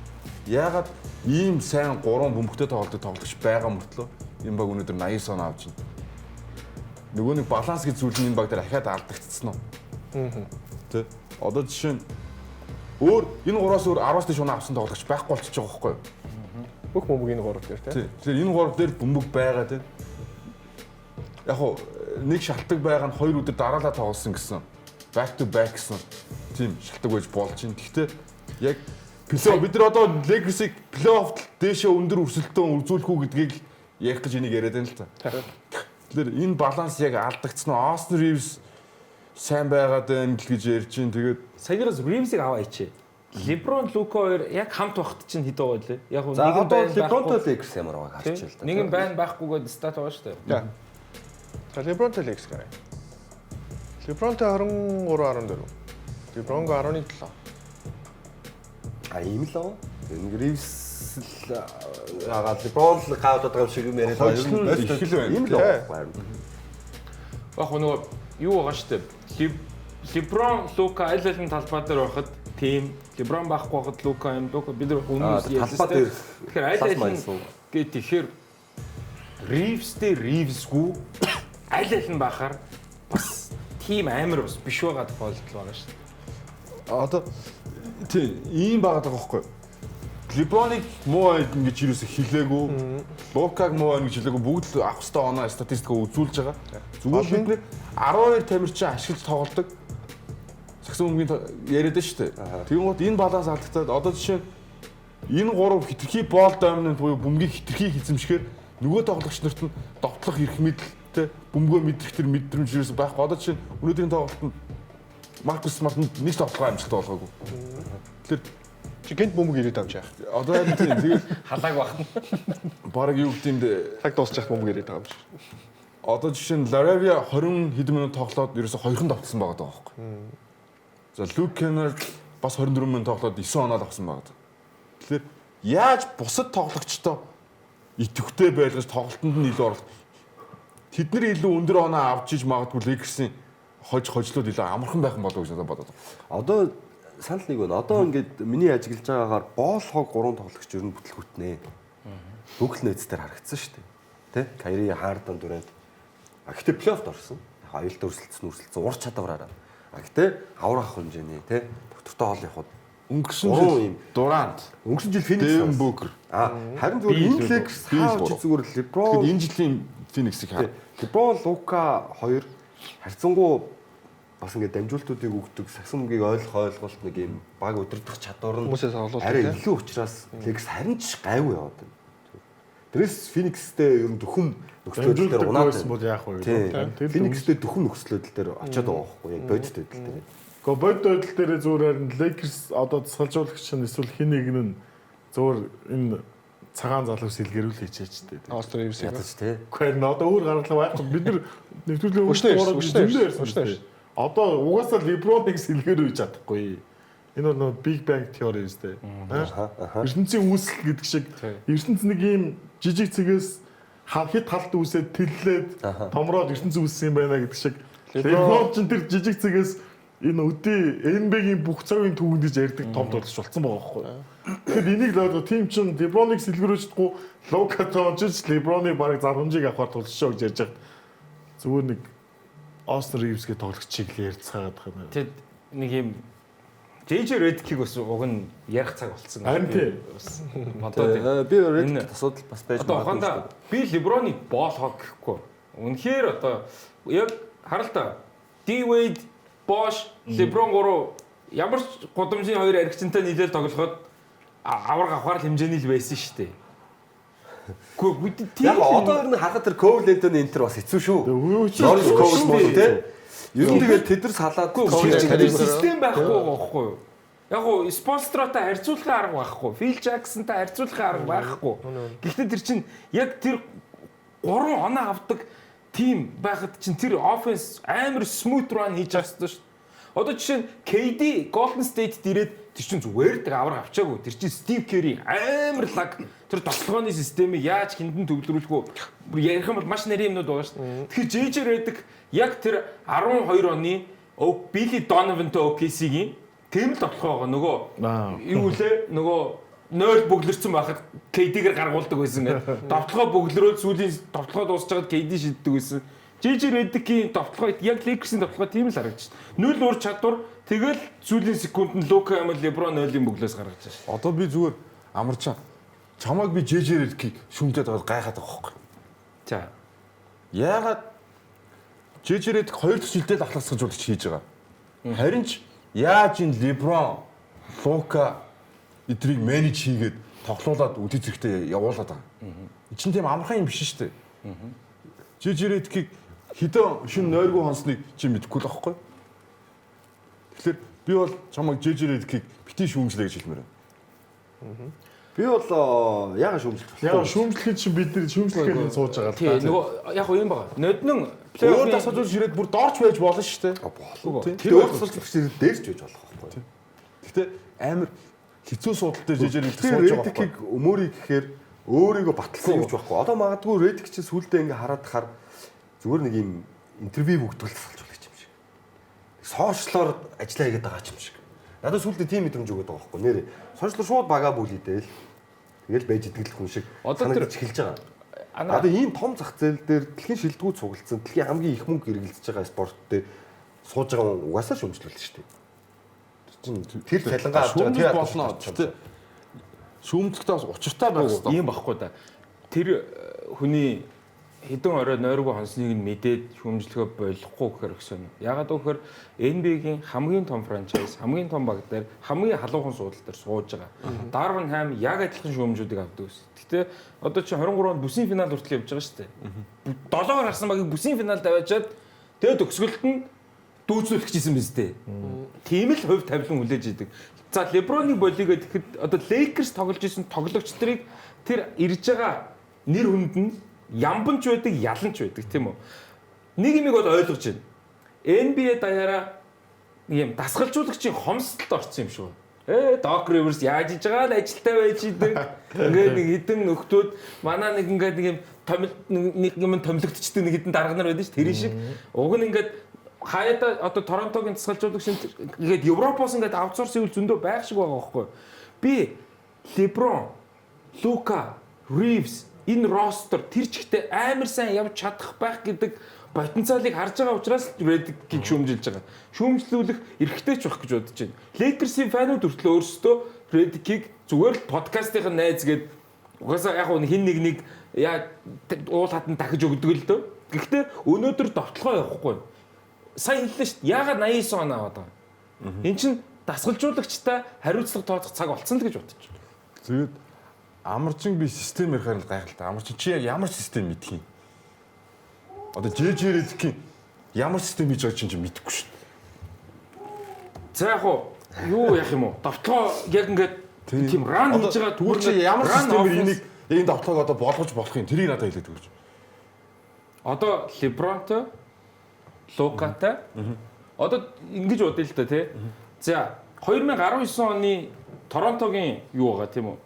Торонтогийн довтлогоо. Одоо энэ болгоны ингээд нарийн ингээд ярих юм бол одоо бас айгүй цаг орох байх. Гэхдээ яг ингэж одоо юу байгаа шүү дээ. Ibaka-гаар голоор дамждаг мөн 17 оны Draymond-д довтлогоонууд байгаа шүү дээ. Тиймэрхүү зүйлсийг айгүй эвтэйхэн 3 шүүтер тавьж байгаад айгүй эвтэйхэн ингээд юм ростер ротейшнэр хийж болох юм шиг санагдаад байгаа байхгүй. Тэгэл ерөөсөө яг ISO амар ихтэй байгаа. Тэр нь л надад ингээд Lakers-ийг үзэж байгаад асуудал ингээд тэр нь л байгаа. Гаднаас нь харахаар амарчаа шинэ хэлшинэр тэгэл хийчихнэ гэл ийм амархан харагдаад байгаа байхгүй. Чинь тийм биш байгаад байгаа. Би Lakers-ийн дасгалжуулагч биш харин тий. Тэгэхээр харин систем яагаад яриад байгаа. Үгүй. Бид нар чинь энэ системийг нь байгаа нөхцөл байдлыг нь бас шүүмжлэх хэрэгтэй. Одоо систем дээр нь ямар алдаа гараад байгааг тэгвэл хэлээд өгөөч. Үгүй харин хэлээд байна шүү дээ. Энэ нэгдүгээр ротейшны асуудал байна. Хоёрдугаар тэр ягаад голоор ямар ч тоглох явахгүй тэр буланд ягаад ISO хийгээд байгаа. Тэгээд сая хайлайтуудаа хар л та. Одоо зүгээр ийм байгаад байгаа байхгүй. Угаасаа бид нар Лукаг ямар арга барилаар тоглолтыг мэднэ. LeBron-ыг ямар арга барилаар тоглолтыг мэднэ. Тэ?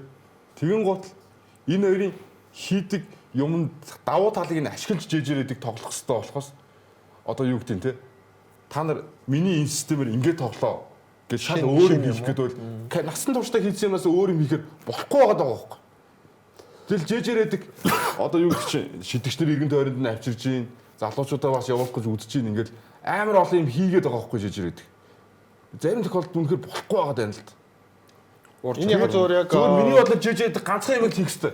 Нэг төвөнд бол. Овш зүгээр өстой баясгал дээр Остон Ривсийг ч юм уу нэгийг нь сэлгэн заавал суулгах хэрэгтэй энэ гурыг. Нэг нь заавал сэлгэн суух хэрэгтэй.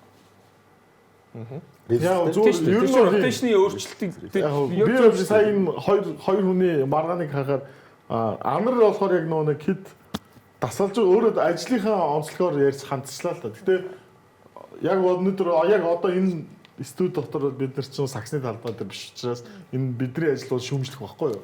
Энд хүснэл ярих гэж болж байгаа шүү дээ. Амарчин гэсэн сая зөв үнцэг хэллээ л дээ. Энэ би Лексийн сууж биш шүү дээ гэж. Зүг бохгүй юу? Хэрвээ сандживэл өнгөрсөн жил Лексийн ахласаж бол жэжэрэд болж байгаа би хэлсэн. Ред маш сайн гой мэрэгчлээ юм шиг санагдаад байгаа. Гэтэ буруу ажиллаад авчлаа л гэж. Цаг хугацааны Хэцүү ажил авсан байхгүй юу?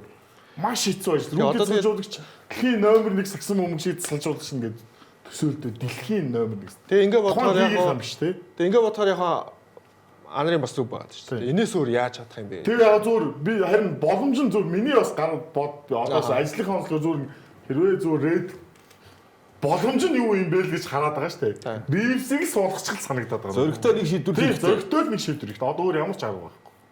Тэгэхгүй бол энэ гурийн байрлал хамаа бол хэцүү байгаа юм л да тий. Энэ гурийн нэг нь төвийн тоглогч байсан бол магадгүй гоё болох гэдэг шүү дээ. Хүсэн үсээгүй Лексийн суулгаж юм чин төрний хэлгээр хүсэн үсээгүй шүүмжлэл ирнэ шүү дээ. Тэгээд NBA дэлхийн хамгийн том лиг. Харин зөрөгтэй дуурайд байгаа юм шүү. Ингээ багаж шүүмжлэх юм. Яаш яхаа зүгээр тэр чин бас эргээд нөгөө талаараа багаж шүүмжлэн гэдэг чинь эргээд нөгөө талаараа бас асуудал тавал. Одоо чинь Евролиг дээр бол хин Эржин Атаман гэдэг Туркийн шгшөөг инсэлжүүлж Пантнакис инсэлжүүлж хэвлийн уралд ороод өөрөө ямарч буруу хүн болчихдог байхгүй юу? Тэгээд байгаа юм шиг харагдаад байна. Редик. Багаа хилээд авлаа. Тэр эн чин нөгөө талаараа аюу сөрөг хандлагыг өөрт нь татаад байгаа байхгүй юу? Багийнханд нь жоохон тохгүй санагдаж шүү дээ. Так. Нэгт яагаад гэж боддогдно өстэй. Тэр чинь бүгд л дотор. Гэтэ Жоо Мансуула тэгж хэлвэл багийнхан шал өөр хүлээж авах гэдэг шүү дээ. Жоо Мансуула болохоор яаж хэлдэг юм бол одоо за мэдэхгүй байна. Жоо Мансуула бол бас ингээд новш шиг тоглолоо моголлоо ч юм уу те. Өнөөдөр бол октоочиг тоглолоо моголлоо гэдэг ч юм. Тиймэрхүү юмнууд ингээд хилчдэг байж болж байна. Тэнгууд Редикс ингээд байгаа байхгүй. Миний сурсан хөлбөрийг эдэр хийсэн. Тэр бол илэрхийлэл арай өөр болоо шүү. Хийлгэлтэй. Яагаад тэрийг ингээд дэлхийн нийтээр засаад байгаа. Тэрийг зааландаа хийлгэх гэхээр харин хийх чадахгүй бол өдөртөлтөйгөө ярилтаа эсвэл тоглогчтойгоо ярилтаа тийм. Тэнгууд хийх гэхээр амар боломжгүй юм байна. Тэнгууд амрын хэлдгээр хүний нөөс дутагдсан Doc Rivers очих гээд байна шүү дээ. За бас нэг баг оны өмнө ба дараа жоохон унаад байгаа юм байна. За нэг анзаарагдаагүй байсан. Houston Rockets яг Knicks багуудын тоглолтын тоймыг үзье. Los Angeles Lakers гэдэг баг алчгүй л тэгэл том баг юм аа том баг гэдэг. Сайн явсан ч саар явсан ч ярианы сэдв болох юм да. За энэ том хоёр баг байна. Хоёлооч том отын багууд. Үнэ.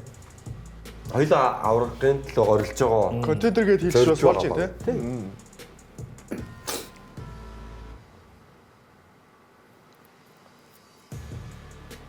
За Anunoby сайн тоглохоор очиод байгаа юм да Knicks. Энэ бол маш сонирхолтой тоглолт. Ер нь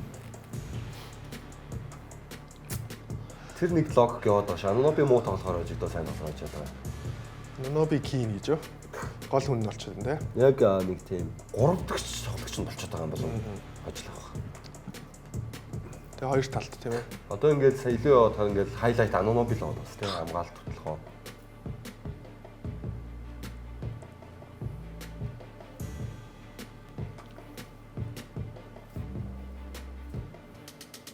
Зүг.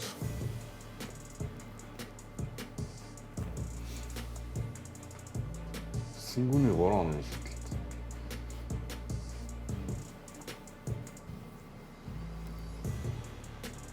Гоё. Тоглолтын 3 дугаар үе тэр чигтээ хөөсрөө өгсөн.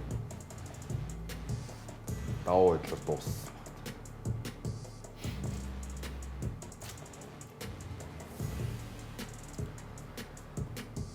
За 9 оны хэлээ.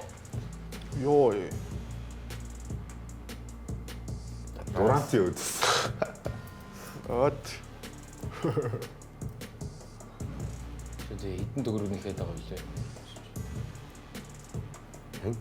Брансон. Одоо бол ерөөсөө Макс Тэгсэн шүү дээ. Нэг удаа залгаар татсан шүү дээ. Тэгсэн гэдэг. Тэгтээ тэр чинь бас насны явж. Үгүй шүү дээ. Рансан ч Залуухан. Яг арай залуудаа татцсан. Тэгээд одоо 30-д гарчаад. 30 гарсан юм уу те? 30-д Би чинь Tatum Tatumтэй үе гэж бодож байна. 30-д 80 саяыг аавна гэдэг. Брансон уу? Тий. Брансон ч 4 жил коллеж тоглолцсон. Тэг хөшөө орсон юм уу? За. Тэг 30 урж байгаа юм байна. 96 оны. 30 урж байгаа. Тэр чинь 30-аад наснда Тийм ээ. Үгүй гэтээ одоо ер нь Жилийн 35 хүртэл тоглох асуудал болчихсон Тийм юм ээ. шүү. NBA-ийн тэмч дандаа л нэг 19-20-т NBA-д орж ирээд байгаа шүү дээ. Брансон ч 20 Тэгээд эхнээсээ дог суудсан харагдсан юм л да. Би юу ч тоглолт мол те. За ингээд 18 оны тэргүүлтэй явсан Houston Rockets баг Алдсан. Кевин Durant-тай Houston Rockets баг тоглолтын төгсгөл хийж чадахгүй. Ингээ оноогоо бариулаад тий. Энэ дээр одоо удааг шөмжүүлчихвэл анарч дахиад загнуулчихдээ байна. загнаагүй шүү аварч. Чи юу мэдх юм? Чи 168 бага. Энэ дээр бол Удакогийн за шиг. 18 оны тэргүүлээ алдсан төгсгөл тэгэл тэр хаа байсан Jabari Smith-ээр шийдүүлж идэг тэгээд 18 он. Тийм Rockets яг энэ өдрөл ер нь төгсгөж чадахгүй байгаа асуудал байгаа. Байгаа тийм. Бага. Энэ би бол төгсгөлд ингээд нэг баг нь менеж хийж чадахгүй. Гэтэ энэ ч одоо юу төгсгөж чаддаг болох гээд хүн авсан биз. Өөр холбогч татаад байна. Яа харахгүй холбогч татаад. 100 холбоо. Энэ төгсгөлийн мөч рүү ухаалаг давталгаа явах болчихсон. Одоо тоглолтын төгсгөл ерөөсөө сингүү юм уу? Дураатад бөмбөгөөр хараа зогсож байгаа байхгүй. Үгүй хар зогсохгүй одоо ингэж байгаа. Төгсгөл рүү эсрэг баг нь за энд гоё статистик байна тий. Rockets оны өмнө дараа энэ үлрэлт. Зөвхөн энэ үлрэлт. Тэгээ 120 оноо авч ирсэн баг чинь 106 оноо. Хомч. Тэгээ 29 дугаар байранд явж штэ тэр бүх үзүүлэлтүүд дээр. Төгсгөлд ингэж байна хараа. Сүүлийн 2 минутын дээр за бараг сүүлийн 4 минутын дээр шаанараа. Дөрөв бөмбөг хор давхар очичдаг. Дөрөв шилждэг. Тэгэл болох. Тэгээ болоо. Заалаа Jabari биш хэлээд хэлэхгүй. Тэгээ ингээд плей-оффд Хьюстоныг зогсооёг үл ойлгомжтой. Сүүлийн 4 минутанд дөрөв давхар очив. Гэхдээ одоо ингэж оноогоо авах. Reed-ийг сайн тоглож байхад суулгачиж байгаа. Би 4-р үеийг хийж байгаа шүү. Trap defense болж исэн юмнасаа болчихж байгаа. Хийж байгаа юм уу? Dorian Finney-Smith-ийг cut дээр тавиад байгаа. Capella болоод байгаа байхгүй юу? Dorian Finney-Smith-тэй баг одоо нэмэх хасах хэд байна. Би яг ингээд гаргаагүй суулгаагүй заяа. Тэр уучлаарай. Би энэ дээр Удаког үнэхээр саяд дээр бол Удакогийн буруу байсан гэж харж байгаа. Яг ингээд ийм шалтгаануудаар. За тэгээд төгсгөлд бол яалтчгүй үнэхээр тэр групп чат үний юм бол Durant-ийн зөв юм байна. Jabari Parker яахаараа тийм тэнэг үйлдэлүүд хийж байгаа төгсгөл. Гээд ингээ харах юм бол олон хүчин зүйлс байгаа. Гэтэ саяных бол яалтчгүй Удакогийн тэр давталгаа бол тэгэл бүр яг ингээ таг зогссон ингээ зүгээр нөгөө дийлэгц ингээд фри сити шиг бүр тэрийг те би ингээ үзэгчийн хувьд ингээ хараад гайхаад ингээ суугаад Гацчихуу гэдэг. гацчихуу гэдэг. Houston Rockets баг яг плей-оффын өмнө ийм хантаа тулж байгаа нэг бодлын сайн хараг баг. Тэгээд Durant-аар давхар очичоор яах уу гэдэг гарцаа олохгүй бол яг плей-оффд энэ бол Rockets-ийн асуудал болох гэдэг шүү дээ. Van Vliet ирэхгүй бол асуудлын чигээр дуусгал юм шиг санагдаад. Van Vliet ирж магадгүй гэсэн ирмэдээ гарцсан байгаад байгаа. Гэхдээ формонд орох нь яах нь. Tatum-ийн форм дээр иргэлцэхгүй байна. Van Vliet-ийн форм дээр бол иргэлцэж байна. Гэтэл яалтчгүй Amen Thompson одоо суултаад болоод байгаа байхгүй юу? Amen Thompson-ыг хамгаалаад амар амархан. Угаасаа 3 шидэхгүй. Энд чинь хоошо дараа л хамгаалж байгаа.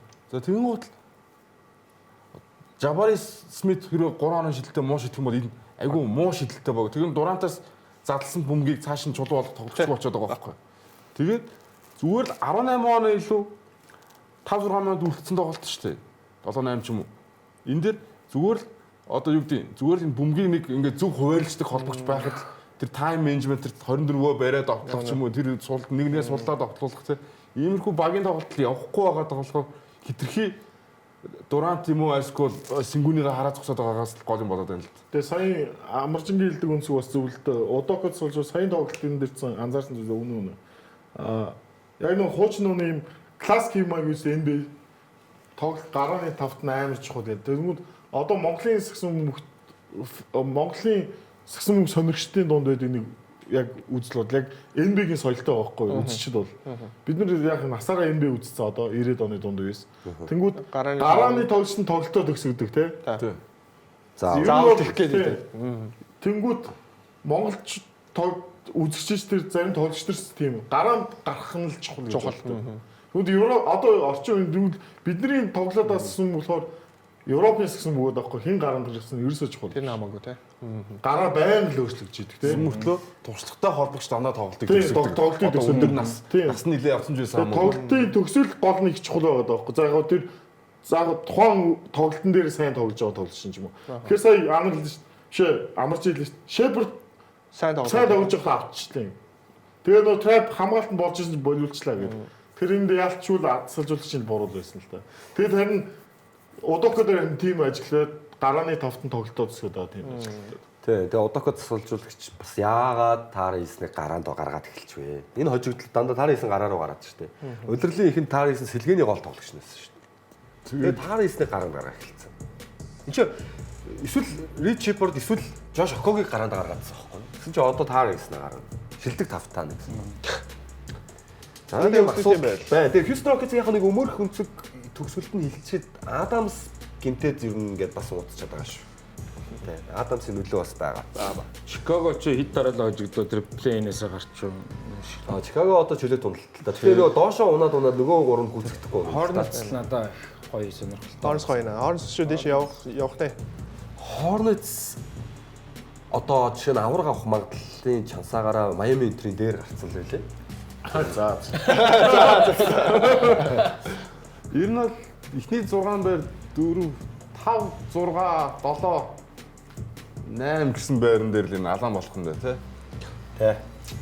Тий, эхний дөрөв бол хөдлөхгүй хоо.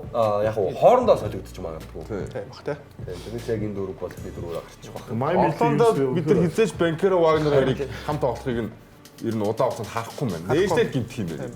Ер нь бол яг үндсэн гарааны тоглогчд нь бүрдснээсээ хойш нэг 10 өрхөө тоглолт хамт тоглосон юм шүү дээ. Одоо ингээд Джейлен Саксыг харахаар бас нэг 2 тоглолт олцоод 2 тоглолт юм. За өрөнд Гэтэл Хьюстон Рокетс байгаад байна. Таар байгаа ч гэсэн Тэр тий. 3-6 ер нь хоорондоо яаж иж байгаа л таарах юм байна даа л гэж харж байна. За Phoenix Suns жоохон гинтлийн асуудлууд байгаа даа. Ирж гараад. Дилэн Брукс гараа урсан гэсэн тий. Бараг season out. Харин тийм юм ярьж байна. Jalen Green эргээд ирчихлээ. Тэгээд яах юм за мэдэхгүй. Өөртөө Phoenix-ийг бол мэдэхгүй байна. Жоо хэцүү. Дэм Букер бас гинтэлтэй байгаа даа. Phoenix ер нь тэгээд энэ маягаараа плей-ин тоглоол нэг плей-офф. Kings үү штэ. Kings нэг юм албаартж байгаа ч юм уу од хүнээ албаар суулгаж байгаа тийм биш. Зүгээр л маш чудагтай танк хийж байгаа шүү. Хамаг хүчээ шахаа чудагтайгаар унж байгаа шүү бид. Тийм тэр үнэнтэй яагаад одоо плей-офф тоглохгүй болов юу шигээгөө унж байгаа. Нөгөө л нэг Westbrook нөгөө нэг хэдийг гараандаа хийгээд одоо нөгөө season автод болоод эхэлсэн. Одоо залуучууд Сабоны центр зарлаа. Гэхдээ ер нь айгүй жудагтай унсан шүү ер нь. Үнэхээр дийлгүй байна гэж заа одоо та нар торгож моргох юм байхгүй өөрхөө эдрийг бол нэг драфтын нэг өгөө шагначгаар Сакраменто бараг драфтын нэг сонгож үзээг бах уу. Эсэг баха. Тий. Майамитиг үнэхээр ойлгохгүй. Майамит хамгаалтаар лиг дүүртэл яваад байгаа шүү дээ. Тэгээ байр дэш. Яг хамгаалахаа болцоох юм уу? Нэгээс зөв болцсон дээ. Зоож хаа. Хамгаалт нь үнэхээр гоё байгаа. Үнэхээр гоё. Одоо тэр Калел Вэр гээд нөхөрл цэцүүлжтэй овцоо олох хэрэгтэй байна. Бууж хэрэгтэй. Нөгөө зэзэж дийлэхгүй тулаан руу орчод байгаа шүү дээ. Тэгэхгүй бол энэ бид уг нь бол Вэр бол бас яа уур чадвар модор бол амар болчиход байгаа. За нэвтрүүлгийн маань энэ хэсгийг энэ түрээд өндөрлөж өгнө үзэгчтэй. Тэгээд хэсэг хугацаанд завсарлаад 2 дугаар 3 дугаар хэсгээр ирээд болцъя.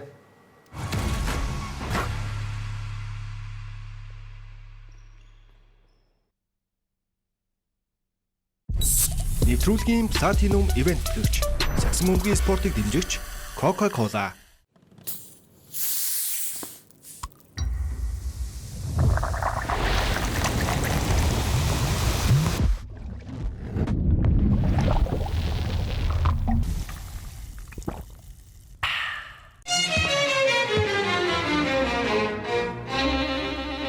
Чанар бол өнгөрсөнд үүссэн бахархал. Одоо буй итгэл ирээдүйд гэрэлтэх хүч юм. Цаг хугацааны уртад итгэл даах чанар. Итгэцлийг бүтээж үн цэнийг хадгална. PC Mall.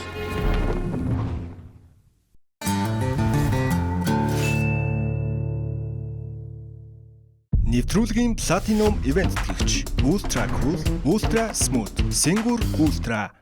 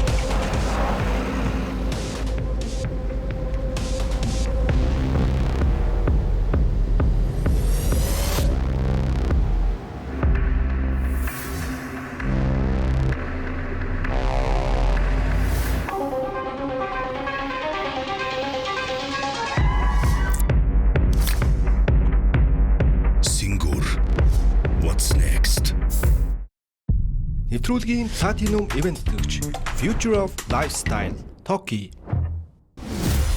Монголын сагсан бөмбөгийн холбооны үндэсний дээдлигийн тоглолтын ажлыг Toki PKM-ээр тааж бэлэг хож бөмбөг бөөрөнхий гэдэгтээ дараагийн удаа ямар багууд хоорондоо таарч хэн нь очих бол та зүүн совинтой нэгэн аль эсвэл сагсан бөмбөгийн оргоотон аль нь ч байж болно.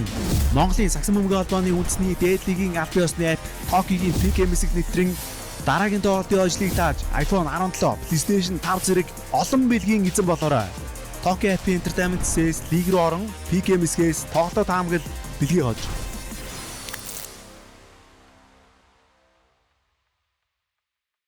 Нэвтрүүлгийн Platinum Event тэтгэгч Ultra Cool, Ultra Smooth, Singur Ultra.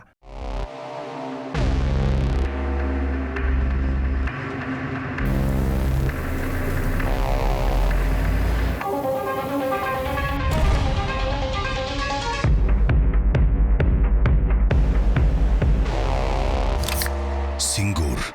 What's next?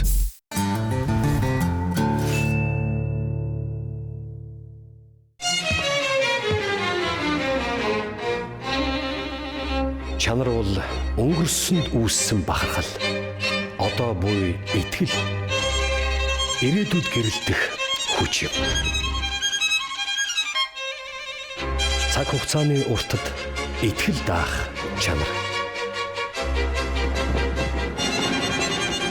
Итгэцлийг бүтээж үн цэнийг хадгална. PC Mall. Нэвтрүүлгийн Platinum Event тэтгэгч Ultra Cool, Ultra Smooth, Singur Ultra.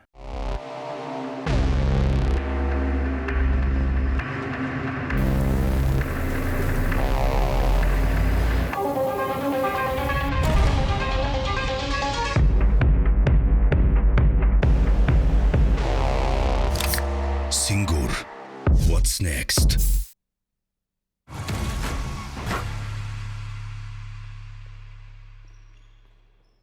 Тэгээд томор үзэгчтэй бэ Toki 19 дугаар та бүхэнд хүрч байгаа. Нэвтрүүлгийн Platinum Event тэтгэгч Монголын хамгийн зөөлөн шар ариг Singur Ultra, Ultra Smooth, Ultra Cool бидэнтэй хамтран ажиллаж байгаа.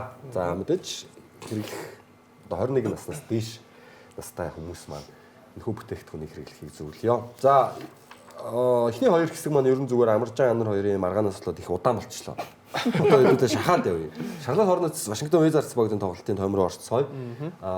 Сая бас завсарлагын үеэр ярьж илаа те. Рукигийн өрсөлдөөн хамгийн хүчтэй өрсөлж байгаа Кон Кнепл байгаа. Кнеплийн авах магадлалыг нэгсэж байгаа зүйл нь флагийн гэмтэл болчиход байна те. Тийм байна. За Шарлот дээр бид нар бол зөндөө зүйл ярьсан. Ер нь Шарлотыг хэд хэдэн дугаар магтсан. Амаржан ер нь Шарлотын тоглолтуудыг үзээд юу гэж боддог вэ? Би нөгөө сүлд орохдоо ч гэсэн ярьж байсан шүү дээ. Ер нь бол тэгэхээр намайг сүлд ороход Шарлот ч нэг 11 12-т байсан юм аа. Тий, нилээ ерөн дээшлээд гараад ирэх магадлалтай баг. А тэр чинь солилцооны цонхны ч өмнө байсан нэг Ламело гэдэг нэг асуултын тэмдэг байлаа. Тэр нь сүүлд яхад чинь баг Ламело сул тал гэж яригдчихсэн баг шүү. Тэг ямар ч байсан тоглолтыг харахаар бол ер нь их үзүүштэй гоё жигд ирч хүчтэй гоё сакс бөмбөг харагддаг болчихж. Тэр хаанхын тоглолтын дээр байсан бай. Яг Конопл бол яг тийм нөгөө go to guy гэдэг шүү дээ. Төгсгөлтөн дээр 3-аас идэхэд бол 2 довтлогоо аваад өгж илээ. Тэгээд ер нь залуучууд одоо ирээдүйд нөгөө эдгээр чинь нөгөө дараа нь гэрээ мэрэний л асуудлууд гарч ирэх бах. Мэдээж нэг том veteran буюу туршлагатай нэг тоглогч дутагдаад байгаа юм болов гэж бас харж байгаа. Аха.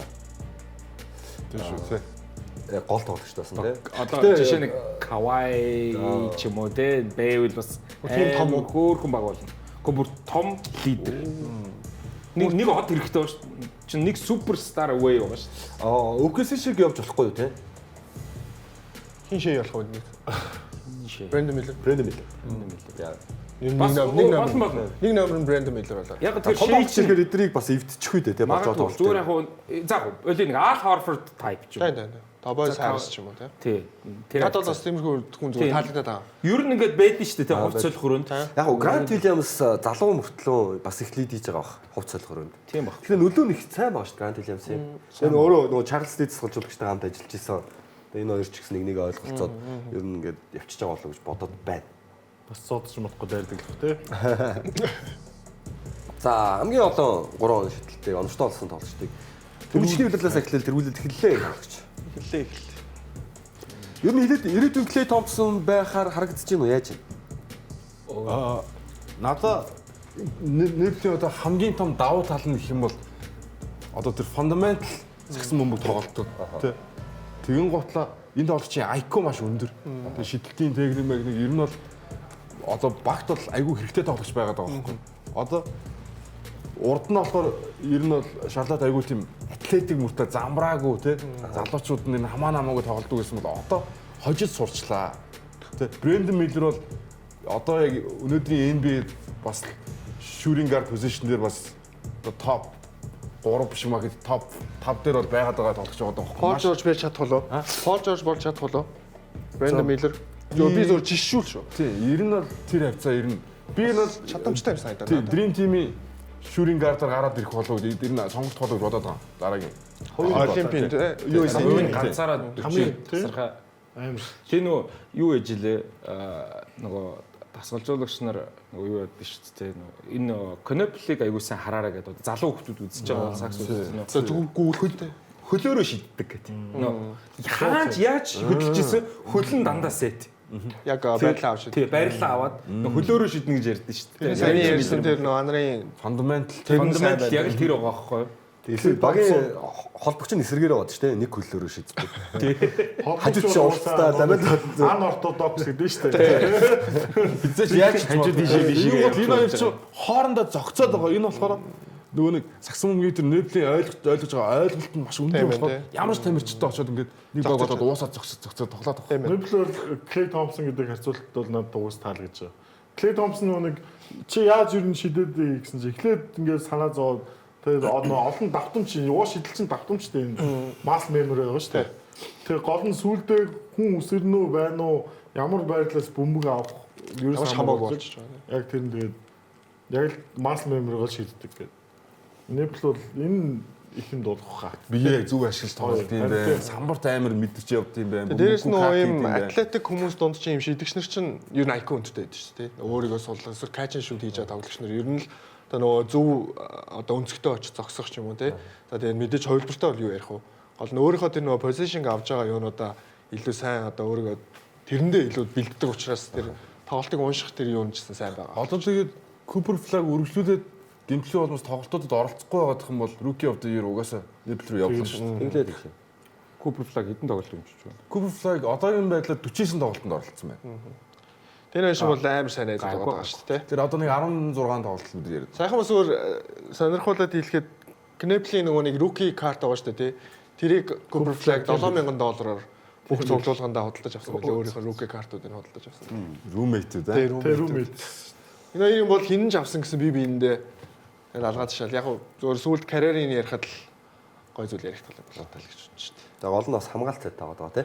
За үргэлжлүүлээд хамгаалт цайтай баг Detroit Pistons Knicks-тэй тоглосон тоглолтыг харъя. Өнөөдөр болсон тоглолт байна.